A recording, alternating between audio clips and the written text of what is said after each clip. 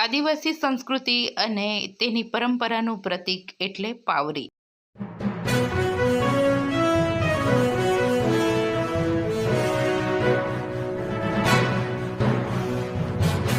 દરેક પ્રદેશની પોતાની આગવી સંસ્કૃતિ અને પરંપરા હોય છે. ડાંગ જિલ્લાની પણ પોતાની અનોખી સંસ્કૃતિ અને પરંપરા છે. તેના પોતાના વાદ્યો છે, નૃત્યો છે, અનોખી શૈલી છે. પાવરી વાદ્યને આદિવાસી સંસ્કૃતિનું પ્રતીક માનવામાં આવે છે.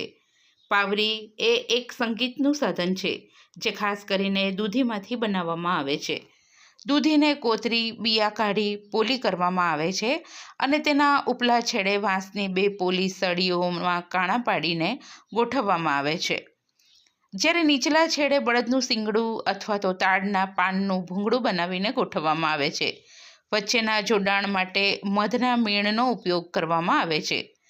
પાવરીને પીછ તથા અનેક જાતના ઝુમ્મરોથી સજાવવામાં આવે છે.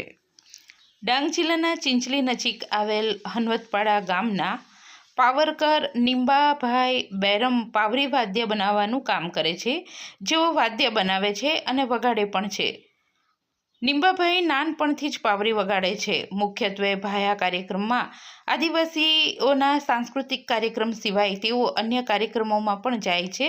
તેની સાથે ડુંગરદેવમાં ભાયાના કાર્યક્રમ વખતે પાવરી વગાડે છે.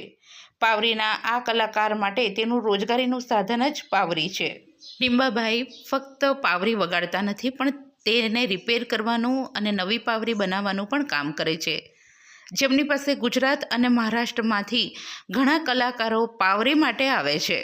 ડાંગી નૃત્ય, કહાડિયા નૃત્ય, ભાયા, નવરાત્રિ, ગણપતિ વગેરે તહેવારોમાં, આ ઉપરાંત આદિવાસી સાંસ્કૃતિક કાર્યક્રમોમાં, તેની સાથે અન્ય કાર્યક્રમોમાં પણ તેઓ પાવરી વગાડવાનું કામ કરે છે. પાવરી વગાડીને નાચતી વખતે પાવરકર પાવરી સાથે જુદી જુદી કળા કરી નૃત્ય કરતા હોય છે.